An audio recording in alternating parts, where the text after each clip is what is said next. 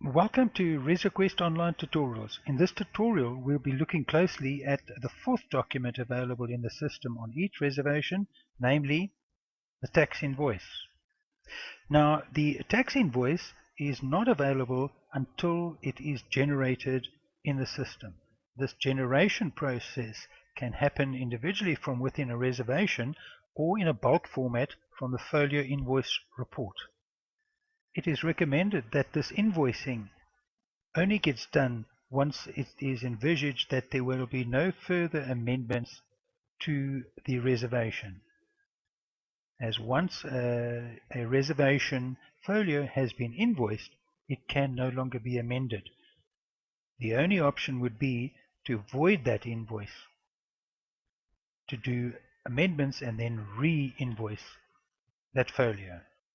The ability to void an invoice is a right which is extended to a group, and typically this will only be for one person within a company or two perhaps.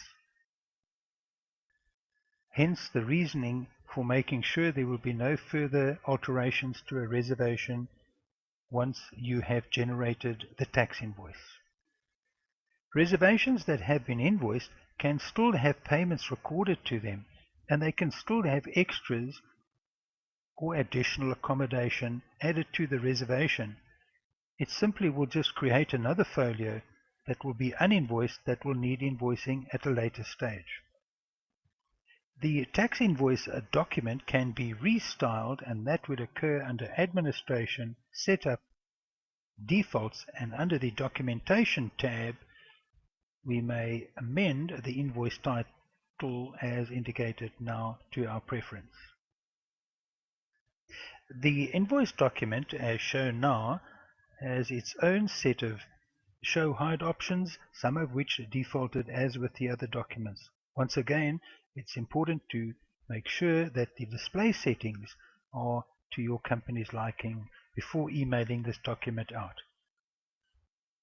There are also settings that appear here that can be set as defaults in the business structure. Let's have a look at that now.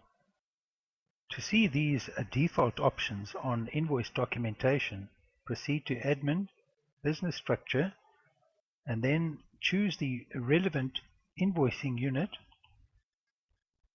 Edit View, and we will see on the right hand side, click for the options.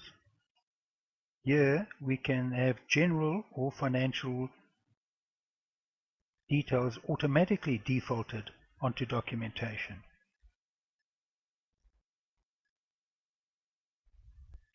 Worth noting here also is that the invoicing can be set with a predetermined prefix and also starting at a particular number.